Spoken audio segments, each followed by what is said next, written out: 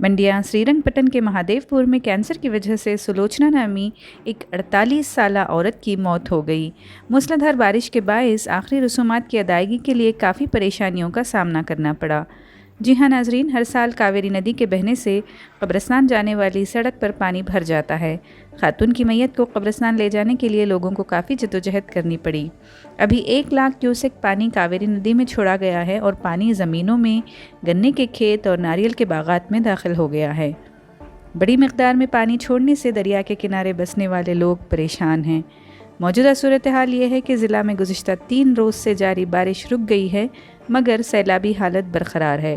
कोडगू में भी मूसलाधार बारिश की वजह से आबी ज़खायर ओवरफ्लो हो रहे हैं।